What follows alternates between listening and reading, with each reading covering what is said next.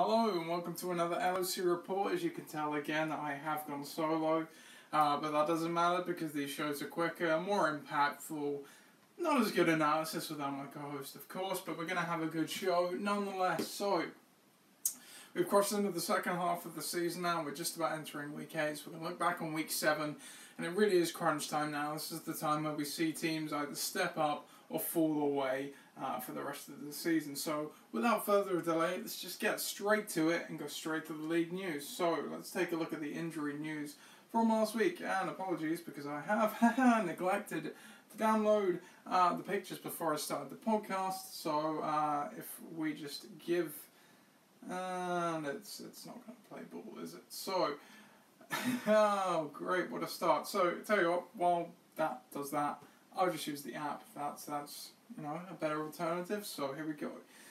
Game center. That's this week. So we have Josh McCown, full participant. He's probably just getting a rest day because he's an old man after all. What else we got on Gridiron Gang? Wendell Smallwood, he's a full participant. He made a comeback from his his knee injury last week. Devin Funchess, he had a bit of a setback during the week with a hamstring, but he's a full participant, he's good to go. Charles Clay, he will miss another game with his knee injury that he had surgery for a few weeks ago. Pakistan, let's see, Michael Thomas, limited participant, he came up on the injury report with a knee injury during the week, but he should be fine. Gore didn't practice, but that's just a rest day. Marshall Lynch is suspended after he pushed a ref in the game last week and got ejected for it. He can go on your reserve list, Pat. Albeit only for a week because he'll be coming off it next week. But good way to use the sport. Devontae Parker did not play Thursday night, and that's all she wrote about Pakistan. Let's go to this game here. So, what else we got? Matt Forte, limited participant. Again, an old man, probably just getting a rest day. Jamal Charles didn't practice. Same story there. Apart from that, nothing else to report. Sean McCoy did not practice. Again, I think it's just a rest day. A lot of old people in the NFL nowadays. But Willie Snead, full participant. He has a hamstring that he's been dealing with. But I think he'll probably play this weekend. And as you can see, Forge Flyers also has a bye week from hell, so good luck to them. The Dream Team, let's go to them. Who else we got? So, they're looking pretty good, to be fair. Yep, no injuries there to speak of. On the other side of the ball, but Ed Naders, Gordon, limited participant, he flared up with that shoulder thing last week, but he'll be fine. Kevin Benjamin, he's been a bit banged up the whole season, but he should be good to go this week. Stefan Diggs should make a return from his groin injury as well. That's caused him to miss the last few weeks. Jameis Winston, he's still got that shoulder issue that he got a couple of weeks ago, but he played last week, he'll play again. Gasson, standard rest day, full participant. That's all there is there. Done that game, let's go to this game. Cam Newton, full participant, again, another guy that's just been a bit banged up, he'll be fine. What else we got? Golden Tate, limited participant. Surprisingly, he's practicing again. He suffered I think it was an AC joint injury, something that was thought to have be keeping him out for multiple weeks. But surprisingly, he's practicing, so it could be a game time decision, but here's a bit of a risk as he is the late game. Let's see, bare necessities, they're looking okay. Casey Kim, full participant, he had some issue in practice, but he'll be fine for the game. Also struggling with some buys there. ADRZ, Tanky McTankface. Jonathan Stewart, limited participant. Some more rest for an old man. Juju Smith-Schuster, full participant. He'll be fine for the games. Kenny Golladay did not practice. I've seen he's had a setback with his hamstring, so he probably will not play now on Sunday night. Tanky McTankface, Tim Coleman, limited participant. Again, I have full confidence that he'll be good to go.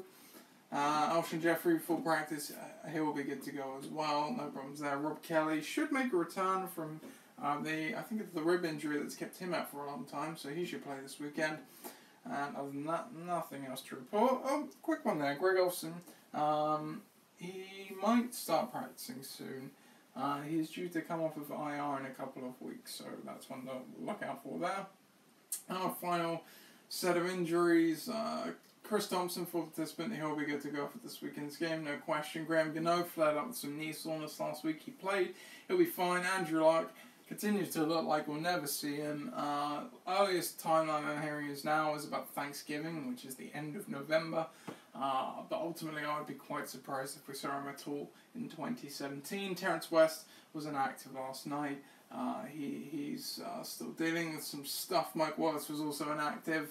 What else we've got here? Not much to speak of. Manuel Sanders, he will not play. I do not think he will play in the lineup right now. Still not practicing. I can't see him coming back from his ankle game. So Ben, you're going to probably want to swap him out.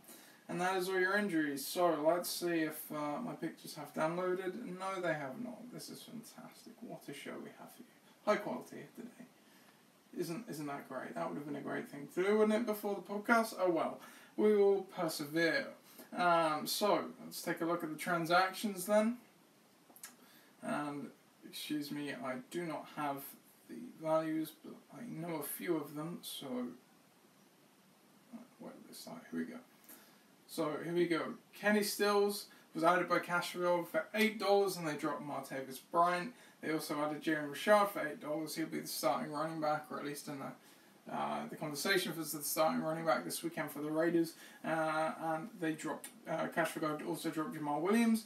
For the Flyers, added Blair Walsh and dropped Chris Ivory for, I believe, was $4, I want to say, maybe even $5. Dream Team added Josh Doxson, and they dropped Eric Decker again. I think that was around $4. They also added Jordan Matthews and dropped to Kendall Wright. I think same kind of ballpark. Fortunately, then added Giovanni Bernard and dropped Alfred Morris. Obviously, we've seen there in bye-week hell. Again, I think was for $4 or $5 or so. Ben Assistis added Case Keenum and dropped Martellus Bennett. That was for $3. Gridiron Gang added Josh McCown for $2. But Ednators added Kai Forbath and dropped on Dan Bailey for, I think it was $2. Gridiron Gang added Tyler Croft and dropped George Kittle for $2. Lenez added Mohamed Sanu and dropped Benny Fowler. I think that was just $1. Then Patterson added Dolphins defense to drop Panthers for nothing. Tanky McTankers added O.J. Howard and dropped Lennon Davis for nothing. Patterson added Jared Cook and dropped Alex Collins for nothing. ADRZ added Chris Boswell and dropped Tyler Williams for nothing. Tanky McTankers added DeAndre Washington, dropped Titans defense for nothing. And finally, Tom Starnes added the Falcons defense and dropped Watson for nothing. So those are your waivers. So we will dip straight into last week's games now. Let's change the week. Thank God I have the app, so here we go. Before we do that, I will just check that we're recording. It's always something I like to do. So, let's just take a quickie look. Yep, see, look, streaming live right there. Isn't it beautiful? So, back to last week's game. So, our marquee matchup of last week was this game right here. So, entering this game, the Gridiron Gang were in the most hotly contested division in the LFC. Everyone was 4-2 entering the week in the Portsmouth division, and Gridiron Gang was looking to pick up another win and extend their win streak of 4. But Earners, meanwhile, picked up their first win in a while, and they were looking to string a couple together in order to play catch up. And as you can see, it wasn't the best of games. Injuries really define this game as we go down to the final score. As you can see, 90 to 77. As we go down, Winston has a great day for the Detonators. Carson Palmer got injured early on in the game against the Rams, and as you can see, the point difference here was only 13. When you lose a quarterback, especially when your opposition quarterback scores that much, it really makes it difficult to win. It was kind of a hard pill to swallow for me, but hey, you can't control the injuries, it happens. Move on. Outside of that, both teams had a pretty solid day. Obviously, Bell had a nice day. Hunt had an okay day. The receivers had an alright day. Zach Ertz had a great night on Monday night. He's won it for the Detonators, coming back on the Monday night game. He only needed a couple of points, but got a few more for good measure. But Detonators also did lose Dan Bailey during the game as well, so that's the course for his low score. Really not much to talk about. Game, as I said, marked by injuries, and a crucial one for the Detonators to pick up that brings them now to 3-4, I believe. Meanwhile, Gridiron Gang falls to 4-3. Next game, Let's go Southampton Knowles against ADRZ. Southampton Knowles entering this game obviously 1-5. Their season realistically is probably done this season, but they can still play spoilers and they're still playing for Brighton obviously to avoid this the Tank Bowl, I think it's called this year. ADRZ in the meantime they're jostling for position in the Winchester division. They had the lead snatched away from them last week. And they'll be obviously looking to keep up, and as you can see it was a pretty close game, 90-88. Southampton Knowles really continues to impress me with how the state of the roster is not great, yet they're just continuing to sound the points. Take a look down. Brady, of course, Brady or bust, this is the team's strategy after all, excuse me there. 22 points, solid day by him. The rest of the team, Matt Forte, has really been a nice bright spot for them, 8.2 points. Jarvis Landry had a decent day as well, 15, Graham 11, Guskowski, and the defence, which often the special teams of this team are what helps them out a lot, and the same was here as well. They got 25 points between them. ADRZ, this could have been a wobbly game, squeaky bum time, but they delivered a good performance that was mainly due to a few players. Russell Wilson chipping in with a third of the team's top points really bailed him out this week. It made it look a lot better than it could have been. Juju Smith-Schuster was a clutch play, and as Tom said in his article this week, good job to nab him, considering ADLZ does not have really any waiver money to spend left, so you got to be smart when you're in that situation. Greg Zerline also having another incredible day in Twickenham, delivering 17 points, a big reason for their win as well. So, close game. ADRZ is keeping up in the Winchester division. Unfortunately, as we say, Southampton Knowles, they're 1-6 now. They're pretty much done. They're not going to come back and get a wildcard spot. But they've still got a lot to play for. This team is not dead and buried by any means. They can still put up points weekly, week in, week out. They're putting in good totals, so I expect that to continue, quite frankly. If they can get a waiver or something along the way, maybe they're going to upset a lot of teams, I think. Moving on, Dream Team against Ixan. So again, another crucial one and it was really a week of crucial games, as they are often when we get to this point of the season. Ixan were leading their division, hoping to keep hold of it, perhaps even extend that lead. Meanwhile, the Dream Team really needed to win to keep pressure on Ford Flyers, who had a 2-game lead entering this week.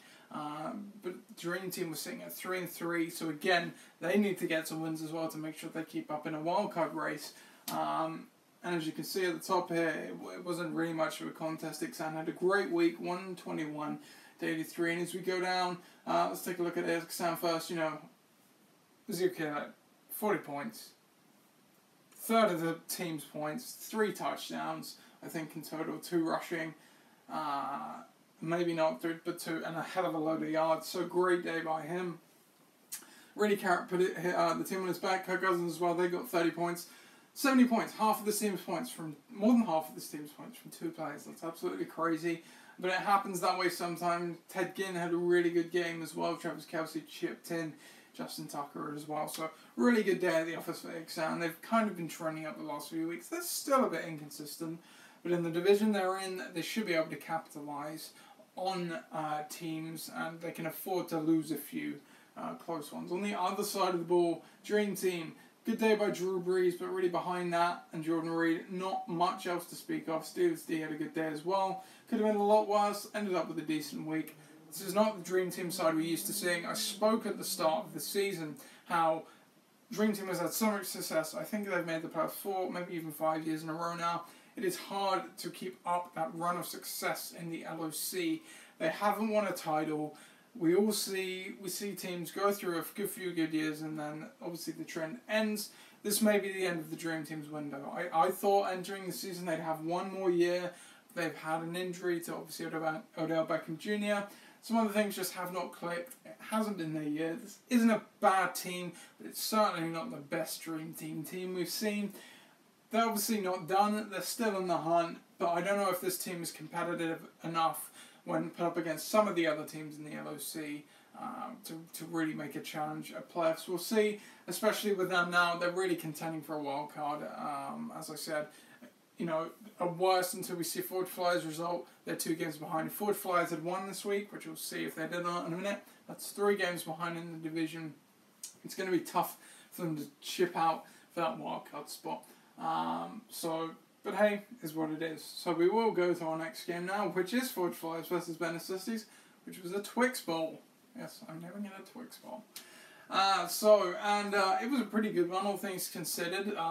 Going into the game, you wouldn't have thought it would be, because Fudge Flies have been really, really hot.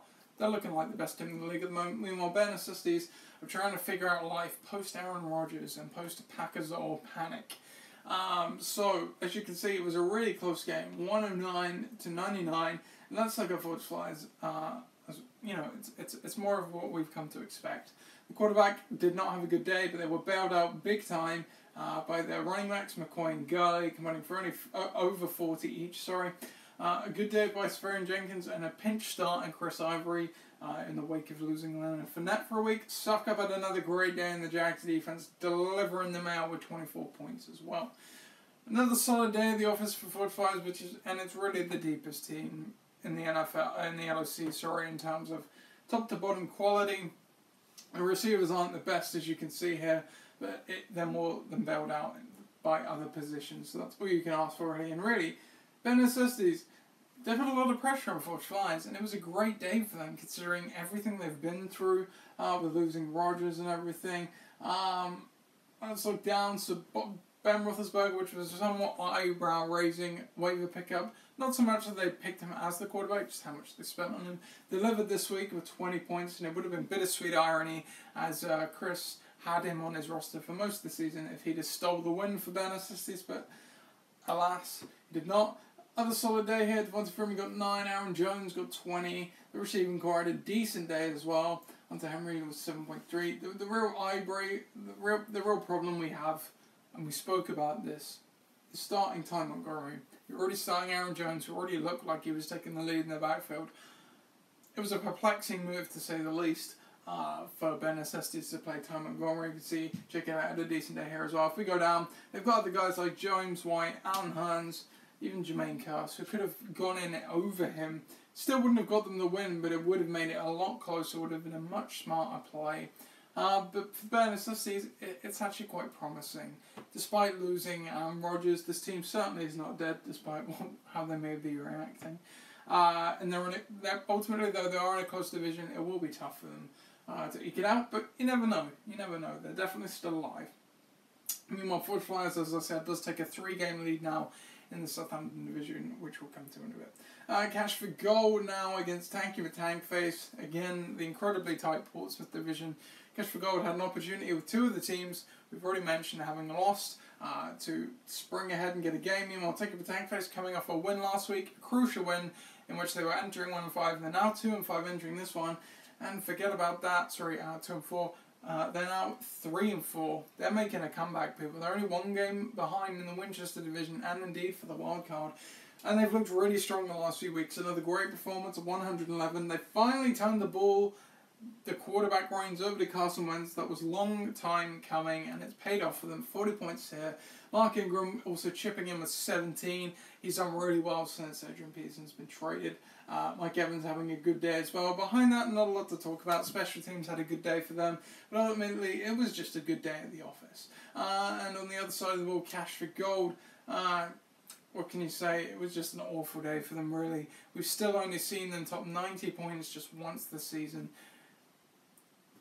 It's fair to wonder how much this team has. Cam Newton, after looking like he was back, he's just not looked great again. Alvin Kamara's been okay. Doug Baldwin had a good day as well, but behind that, really not a lot to speak of. JJ, I think it's fair to say, has been a bit of a bust at this point. Looking at the bench, they've got Matt Ryan, who he's not been great either. He wouldn't have really changed their day a ton. It's tough for Cash for Gold right now. They've already got 4 wins in the bag. You never want to count them out, but they've really got to find some sort of spark to get these consistently high scores to keep getting to 90 points. So, tough day for them. Tanky McTankface with another clutch win. And finally, our last game of the week, Pakistan took on Tom's Tyrants. What was a barnstormer? People probably would not have expected it. Entering this game, Tom's Tyrants were 1-5. They really needed a win to pretty much keep their season alive. They were only remarkably, I think, 2 games behind entering this game in their division. But with the other 2 teams winning, they could have done with a win just to keep them close. They're really still in the hunt. It's quite incredible. And this is not something we've seen from Tom's Tyrants team. They've not been great this season, I think it's fair to say. Tom will be the first to tell you that. And there's good reasons for that. They've lost Terrence West. They were counting on Andrew Luck to come back. He hasn't come back. They've had running back issues all year long. But it all clicked for them last week. Andy Dalton chipping in with an okay day, 14 points. The running backs, they've coupled together a decent running back core. Wide receivers are a strength of this team, as we can see, led by Amari Cooper, who came out of nowhere with 33 points last week. That was a huge reason for their bumper week and really did win them the week, I think it's fair to say. You can give yourself the coach's award for this one in Edot Locker, Tom. I think you deserve it for sticking with Amari Cooper and not being one of the many fantasy owners who indeed did put him on their bench. Jason Witten also had a decent day in the Chargers D. Boy, who saw that coming? 31 points. It's a bit fluky. Defenses are fluky sometimes. But good day at the office and a great point total for them. On the other side of the ball, Palestine, you can't criticise them. 180 points. I'm pretty sure they would have beaten nearly every other team in the league, if not every other team in the league, apart from Tom's Tyrants this week. And it would have been a golden opportunity for them. They're leading the division right now at 4-3, Portsmouth on points. But, points, it's wins that win it for you, ultimately. You don't want to rely on points too much. It's a good edge to have, but ultimately if you're one win behind come the end of the season, it means nothing in terms of playoffs. But they do have the lead at the moment. Missed an opportunity to take the lead on wins. But it was a great day. Dak Prescott coming in with 35. The running backs, they were a bit iffy, but they made up for it with a receiving core finally starting to pay off for them. It's been a slow start this season for them.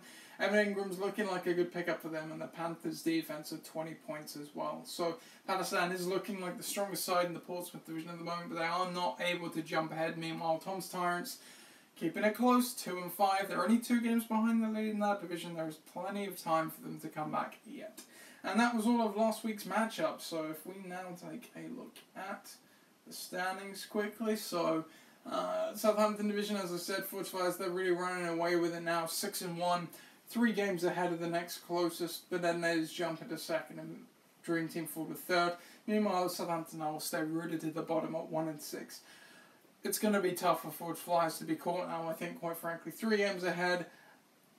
They are close on points with the Detonators, but with the luck the Detonators has had and the state of some of the teams in the league right now, I can't see Forge Flyers dropping enough games to let the Detonators catch up. Meanwhile, looking at the Portsmouth division, just a week or 2 after every team won in this division, every team lost in this division this week. So it's still close, it's 4-3. The points got a bit more separated with Cashagord having a bad week and Palestine having a good one, as you can see. But really it is all still to play for in the Portsmouth division. And really the Winchester division is starting to heat up as well. This looked like an ugly division just a few weeks ago, and we were really questioning whether a team in this division would have a winning record and go to and win the division. That's how dire it was. But it's starting to turn a corner now. The 2 division leading teams at 4-3, and then Tanky Patanquist and Tom's Tyrants also picking up some wins last week. In fact, I think every team in this division won this week, 3-4 and 2-5. So keeping it interesting. So that is the standings, excuse me. I can't show you the breakdown on my phone, unfortunately, but I will quickly try and show you the milestones of last week. Let's see where we're at. Coach One Lost Record. Here we go. So, zoom out. So, milestones. Let's take a look at some milestones. So, what do we have? Let's see, looking at the career ones, nothing really much to speak of. I think, Coach Wells notched his 50th career win last week, so congratulations for that. That's fantastic, quite frankly. What else we got? Don't think there's anything on the win side. On the losses side, nothing there either. On the season stats side, Coach Burdett notched his 60th regular season win. Congratulations. And nothing much else to speak of there. So, that was the milestones. So, shall we take a quick look now let's take a quick look now at the power rankings. We usually skim over it, but hey, why not? Let's do it. Just give me a second to find the article right here. League of Champions. You can both the power rankings and the E.Locker article are available for viewing now, so you can go check them out on the blog, or if you're on the fantasy site in the description, you can see it there as well. Power rankings. So we've got Fortifiers at the top. They still remain the team to beat, looking like the best team. But Ednay's haven't moved from 2, but their luck has certainly changed. They're strong at 2. Pakistan, they're squarely at 3. They've scored well, even though they haven't been able to take a lead in the division. Iksan 4. While they're inconsistent, they have shown a propensity to score points, so that's fine. Gridiron Gang hold at 5. An injury really cost them a win last week, and it made their week look bad. You know, they had a decent week. If their quarterback had not got injured and they had an average quarterback day, still would have been a good week. Don't see any reason to move them down. Dream Team, they dropped from 3 to 6. I don't want to say the team looks toothless, but as I said, it's not as strong as ones in previous years. They're a bit inconsistent, so they're definitely still in the hunt, and the 6th ranking indicates that, but they're not as good as some of the other teams in the league. Take a Tag Face, they're shooting up the boards 10-7. Last time this happened, they fell down. I don't think this is going to happen this time. They're looking a lot better than last time, a lot more consistent. They should be fine. Ben Assisties, they dropped 2 spots, even though they had a decent week. You know, I still want to see them do it consistently in the wake of losing Aaron Rodgers. Roster's in a bit of flux right now. We'll see if they can keep it going. ADLZ, they dropped to a close win. They go back to their, really they've been averaging 90 points or so every week, apart from a few. But I want to see them do it consistently. Last week was a bit fluky with Russell Wilson and a couple of others. Tom Starrance, they jump up 1. One really, really good week isn't going to shoot you up the boards, but if they can build on this, they certainly will go up. Southampton Knowles, they climb off the bottom. I'm still impressed by how they're able to consistently score the points, and Cash for Gold at the bottom. We've got to see some consistent high scoring for them for me to really buy into them. So those are your power rankings. So we'll take a quick look at next week's games now, and then we'll send you on our way. Let's take a look. No, not week 9, week 8. So, games to choose from for marquee matchup this week. We've got Southampton Knowles taking on Forge Flyers. Dream Team taking on Bedennades. That's a key divisional rivalry right there. Gridiron Gang against Pakistan, another key divisional rivalry. And it's also a Twickenham Bowl, Twix Bowl. Cash for Gold taking on Ben Assisties, another crucial divisional game. ADLZ against Tanky Mateko. It's a great week for divisional games. And finally, Tom Sarrance against Iksan. The only game here that really isn't interesting as this one. So I've got to pick a marquee matchup. I think because there's so many divisional games, I'm going to go with the only one. There's a Twix Bowl, and it's Gridiron Gang against Pakistan.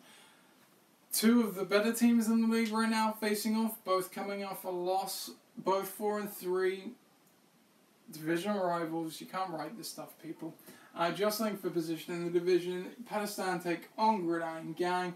Looking down the lineup, it's a bit of a week in terms of buys, I think, for both teams. Buys or injuries, or just bad matchups. So looking down, Gridiron Gang starting Josh McCown. Not ideal situation. Looking at the running backs, Pakistan's got their rookie running back core intact. The receivers will be one to watch because this is really 2 receiver-heavy teams facing off. And we've got some other... Pat had the Dolphins play on Thursday night. Last night, Dolphins did got 6 points. No great day at the office. Both teams were seeing a few players. Orleans Stark were out for Gridiron Gang. Lynch suspended for Pakistan. Parker did not play, and Evan Ingram on a bye as well. Looking at the lineup, this should be a really hot game. Both of these teams have looked pretty good of late. Both these teams aren't quite at full strength, so that should make things interesting. And of course, I said it is a Twickenham Bowl. Ultimately, looking down, let's take a look at the matchups. So the matchups are reasonable for both teams, I think. Looking down, I wouldn't say there's anything particularly scary for either side there. So hopefully it should be a points fest. Ultimately, though, guess what I'm going for? I'm going to go for my team. Last week, as I said, was the only reason I lost was because of the quarterback. While I'm not confident on my quarterback situation this week, starting Josh McCown. Didn't think I'd be starting a Jets quarterback this season, that's for sure. I think it's going to be a close one. It could go either way. I just think my team edges it out. I've got a really good matchup with my defense against Chicago, and Pats already had an unfortunate Thursday night. Only 6 points from the D. It's not a killer, but it's not great. But as I said, ultimately this could go either way. I'm just going to pick my team because my team. What else we got? So let's get this one out of the way. Now this is where Southampton was really good spoil what has been a great season for Forge Flies. Because Forge Flies, as I said, 6-1. The Dream Team and Podednos, as we've seen, are playing each other. So one of those teams is going to fall another win behind if Forge Flies wins. Forge Flies could get a 7-1 with a win here. Southampton was just looking to go over to 2-6. Maybe stage a late comeback, but I can't see it. But they could certainly spoil the party. Let's look down. So Forge Flies, as we said, this is not a good week for them to be playing anyone because they are in bye week hell. They are missing 1, 2, 3, 4, 5, essentially 6 starters. Not just 6 players, 6 starters, which has forced them to turn to Derek Carr, who had a great week last week, but Raiders have looked a bit iffy so far. Giovanni Bernard straight from the waiver to the starting lineup. It's forcing them to stick with Terrell Pryor, who has not had a good season for them, and Willie Snead straight in as well. On the other side of the ball, Southampton they're looking unchanged at the moment, but they've got a reasonably good team. As we said, the special teams holds the team up a lot. Brady as well. Matt Forte can turn into decent weeks. One of their better players, Jarvis Landry, did not have a good day, so that's going to hurt. Ultimately, obviously, I'm picking Forge Flies for this game. You know, even in a bye week, they've still got quality. It could be a bit of a trap game, but ultimately, I think Forge Flies win it. So, what we got next? Dream Team against Bedeno. So the other matchup in the Southampton division. This is a really, really crucial game. Both of them are 3-4 right now. One drops to 3-5. It really hurts in the wildcard race, especially if Forge Flies wins, or even if they lose. You're just looking to catch up. You could maybe narrow the gap or hold it from 2 to 3. Let's look down the lineup. So Drew Brees is got a good matchup at home against Chicago. Deshaun Watson playing Seattle in Seattle. Watson's been good, but that's a dicey matchup. Kareem Hunt versus Denver. Howard versus New Orleans, which is an okay matchup. It's an interesting game in terms of matchups here, certainly. Diggs should be back, but the question is how healthy will he be? It's a good tight end matchup here too, two of the best tight ends in the league. Duke Johnson makes his way to the starting lineup for the Dream Team. This is a tough week for buys, as you could probably guess. Looking at the buys, Adrian Peterson out for the Dream Team, as is Sterling Shepard, but then it is missing Delaney Walker. I'm going to go with the Dream Team. Now, I know I said they're an inconsistent team.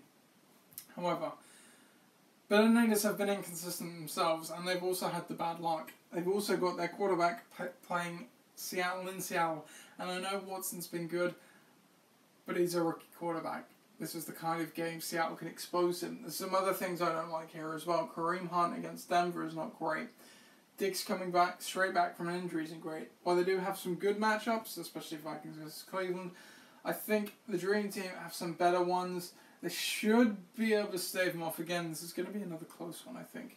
Ultimately, I do see the Dream Team winning it, making the Southampton division interesting. Next game here, another crucial division matchup. Cashville and Ben Necessities both 4-3 in the Portsmouth division. So, obviously, Cashville still searching to get over 90 points for only the second time this season. They're not off to a good start because they have already had J.J. and Kenny Stills play, and they only got 10 points for them. It's a really bad start. Meanwhile, Ben Necessities, no win yet. Ben Roethlisberger against suspect Detroit defense. Freeman against the Jets. White, who's probably been the best running back to own, I think it's fair to say, in New England. Not the greatest receiving matchups here, and Jermaine Kearse finds his way into the starting lineup as well. On the other side of the ball, Newton against Tampa, you would think he's going to rebound at some point. Kamara could have a good day. Bolden's a target hog. Jalen Richard straight from the waiver into the starting lineup. I do like that against Buffalo, though. In Buffalo, we'll have to see. Ultimately, I'm going with bare necessities. I know they're not still 100%, still not fully recovered from the Aaron Rodgers injury, but we have not seen a lot from Cash for Gold this season. And I just think that lack of consistency is going to hurt them. This could be a low-scoring, gritty game, but I think experience wins out. Bare necessities will win this one in my eyes. Now we move to the Winchester division, and this is a crucial game. ADRZ 4-3 need a win to keep the edge or keep up with Ixan in the division. Tanky Matangface, a loss here would put them 2 games behind again in the Winchester division.